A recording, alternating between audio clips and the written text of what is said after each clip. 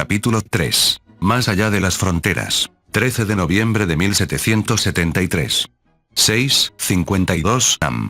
Cielo sobre Soyan. Un solitario helicóptero U-60 Black Hawk sobrevolaba Soyan, la ciudad capital, pasando sobre campos y tierras de cultivo en su aproximación al centro de la ciudad. En el interior, el embajador Tenjo y el embajador Johnson estaban sentados cerca de las ventanas, observando a los dos wyverns de escolta que volaban junto a ellos, con sus alas batiendo perfectamente contra el viento. A medida que la arquitectura gótica y medieval de la ciudad aparecía a la vista, ambos embajadores miraban con un asombro silencioso. Johnson permanecía absorto en la escena de abajo, mientras Tenjo se giraba para encararlo. Aclarándose la garganta para llamar su atención cortésmente, preguntó: «Y bien, Johnson, ¿por qué usted y sus amigos se unieron a la fiesta tan tarde? No estaban informados de nuestros descubrimientos, ¿verdad?» Johnson respondió: «Las cosas en los estados no van exactamente sobre ruedas. Todo el mundo tiene obligaciones. No planeaba venir hasta que recibí la llamada. Honestamente, me sorprende un poco que no detuvieran a los pilotos del P-8. Podría ser peor», dijo Tenjo. En ese momento, el copiloto del Black Hawk se asomó por la esquina y gritó: «30 minutos para el aterrizaje». Ambos diplomáticos asintieron en silencio.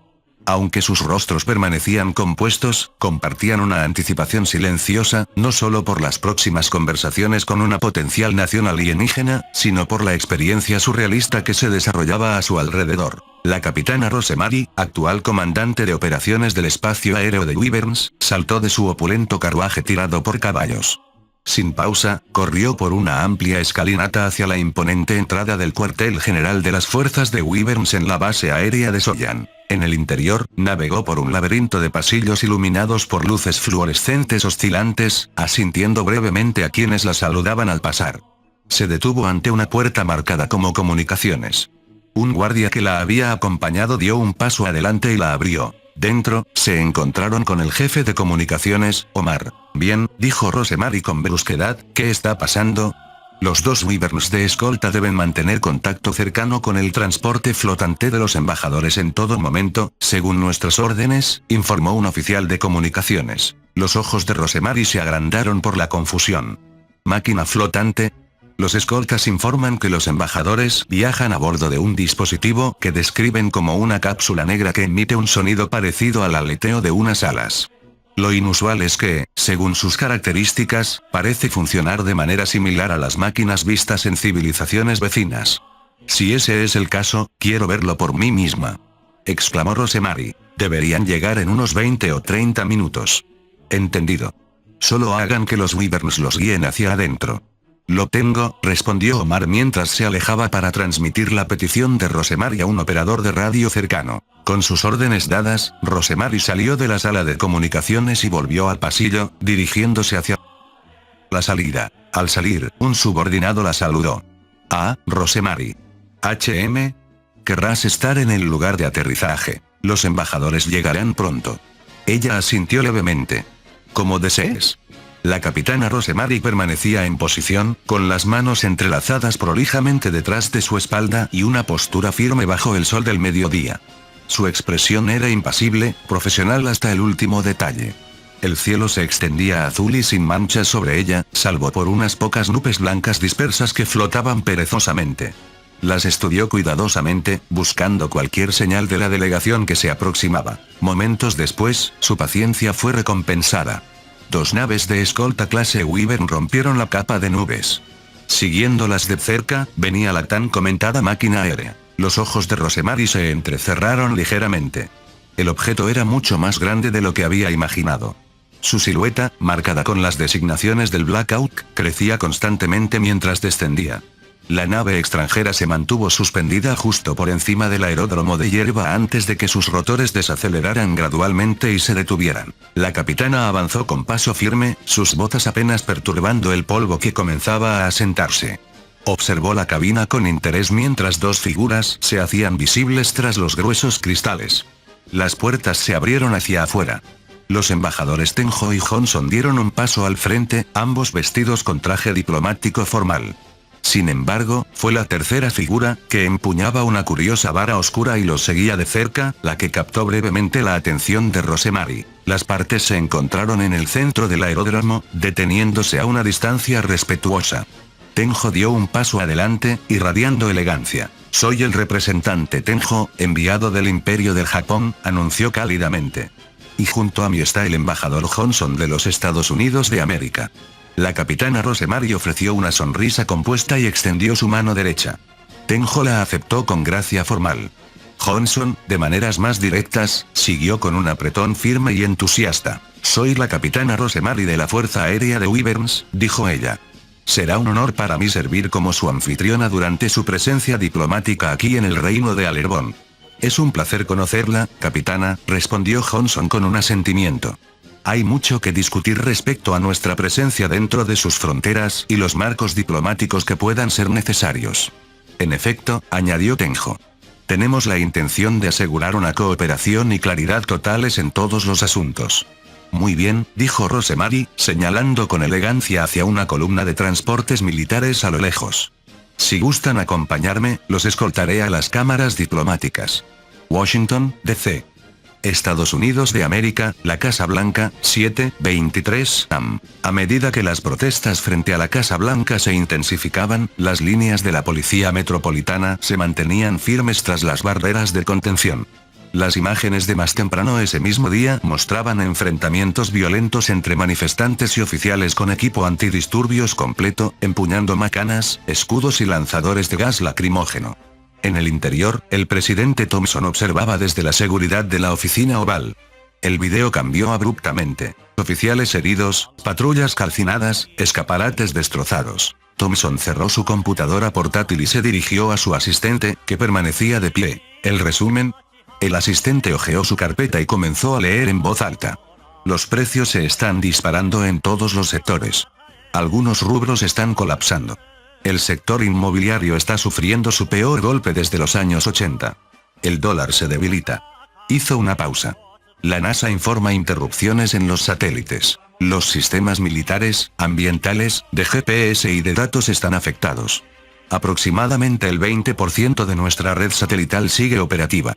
Thompson asintió levemente, con una expresión indescifrable.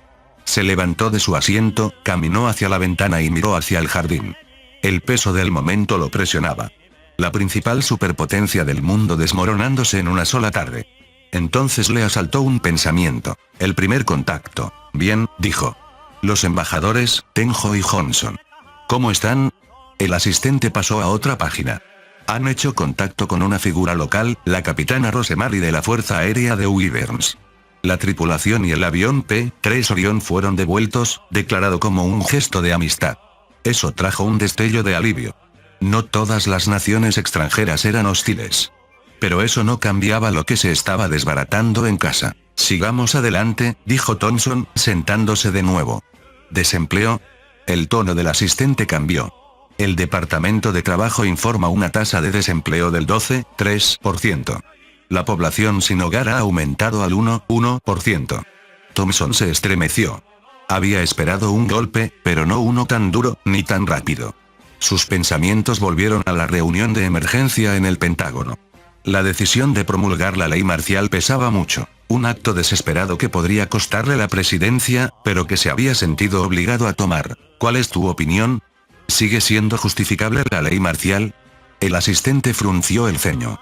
Honestamente, señor, podría encender algo mucho peor.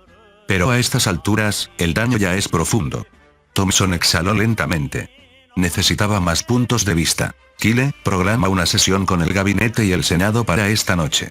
Necesitamos un plan coordinado, algo que frene el colapso y nos gane tiempo. Entendido. Audrea está manteniendo a raya a la prensa por ahora, respondió Kyle. Bien. Que todo se quede dentro de estas paredes. Sin filtraciones. Entendido. Kyle asintió. El tono de Thompson se endureció. Este país nos devorará en el segundo en que se escape un solo documento. Gabinete del Trono Real, Palacio Real, Soyan, Reino de Alerbón. Los delegados del Reino de Aisa llegan mañana. Requerirán escolta desde el amanecer hasta el anochecer, anunció Savannah, y su voz resonó por toda la cámara de mármol. Habían desaparecido las sonrisas habituales de los funcionarios civiles y los enlaces extranjeros. Ahora, la cámara solo albergaba a miembros del Parlamento de rostro severo y figuras clave del gobierno. Savannah pasó una página. Además, los delegados de Japón y de los Estados Unidos han llegado a la base aérea de Wyverns. Miró hacia Rosemary con un pequeño asentimiento. Capitana, su informe. Rosemary se levantó en silencio y caminó hacia el podio central. Recorrió con la mirada la cámara silenciosa y luego se aclaró la garganta. Me he reunido personalmente con ambos embajadores. Mi interacción con ellos fue inusual. Su transporte se asemeja al tipo que solo hemos visto en naciones muy avanzadas en la cuarta civilización. Hizo una pausa.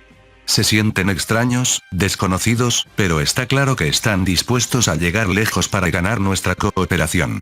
Una ola de murmullos recorrió la cámara. Una voz resonó. ¿Y cómo exactamente damos la bienvenida a tales extraños?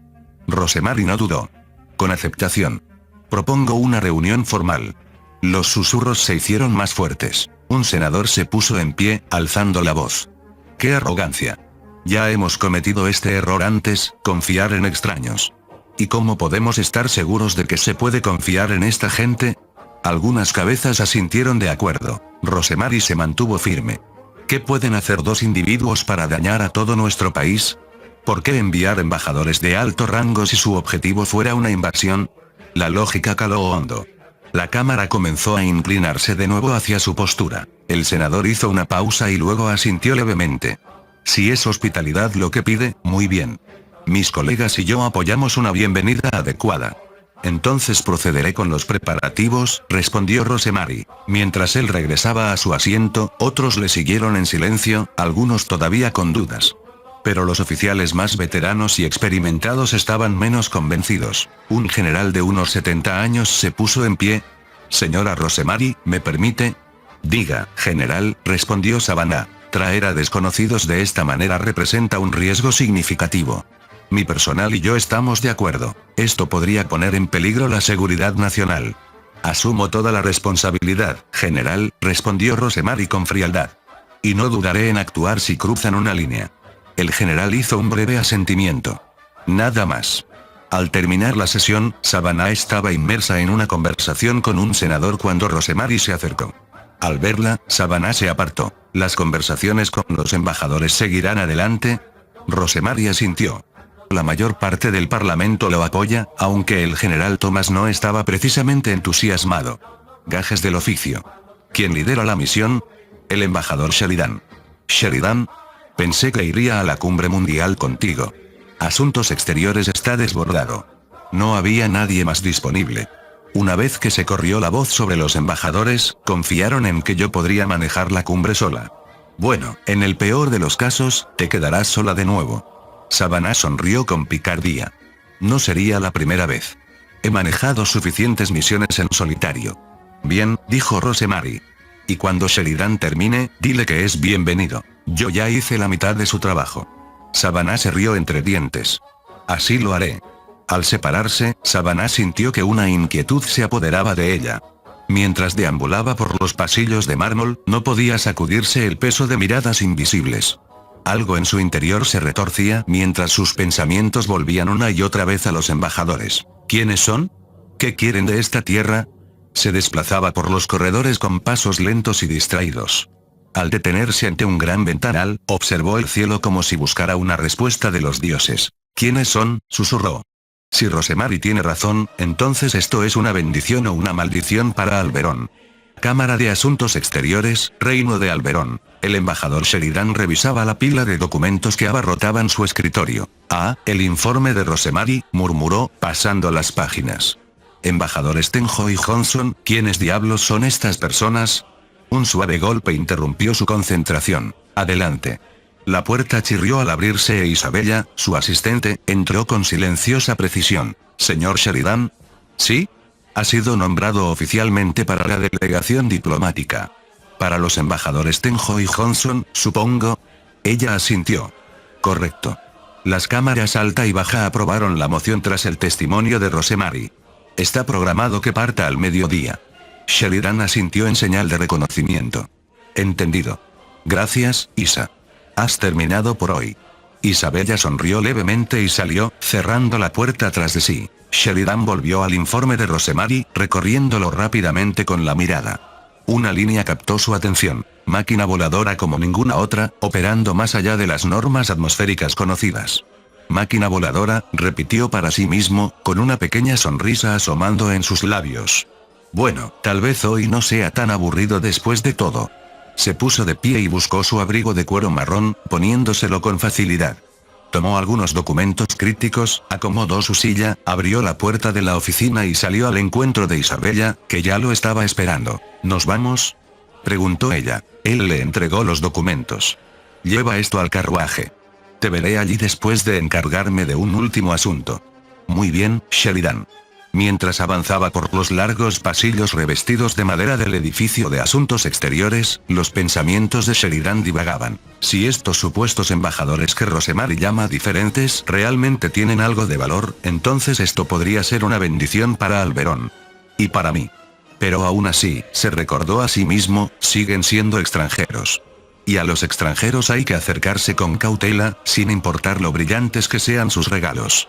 Se ajustó el abrigo y continuó caminando, mientras los suelos pulidos resonaban débilmente bajo sus botas, dirigiéndose hacia una reunión que podría moldear el futuro de su nación. Fin del capítulo 3. El link a la historia del autor estará en la descripción.